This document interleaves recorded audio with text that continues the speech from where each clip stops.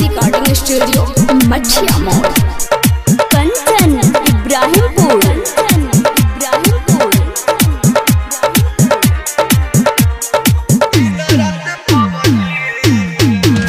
तोहके भूले खातिर लबदी रे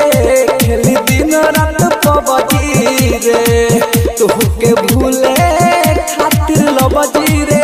खेली दिन रात पबजी रे ओखिया जागता निक न लागता ओखिया जागता निक न लागता अरे खाना रोटी सब्जी रे तोहके भूले खातिर लबदी रे खेली दिन रात पबजी रे तोहके भूले खातिर लबदी रे रोज खेलता नी पबजी रे अब कमा के छोड़बे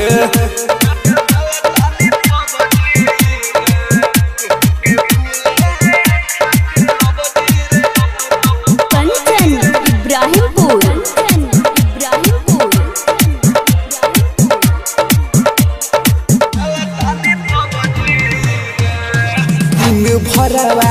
घरवा छोड़ी रही बहरा रे हो प्यारी कोई के धोखा दी होले जखम गहरा रे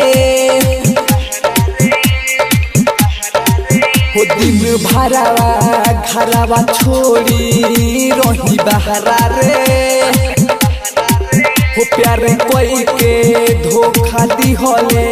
जखम गहरा रे सुन तोरा चक्कर में पिटता रे बाबूजी रे तोहके भूले खातिर लबदी रे खेल दिन रात पबजी रे तोहके भूले खातिर लबदी रे खेल दिन रात पबजी रे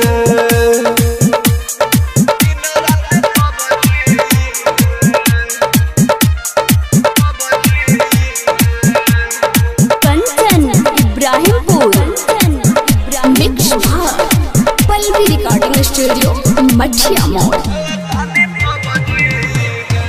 देह खुश सुननी बारे परमोद के संगवा रे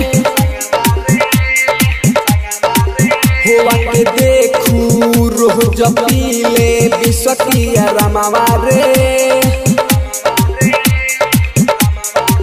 होते तो खुश सुननी बारे परमोद के संगवा रे होवा के देखू रोज पीले बिसकिया रामा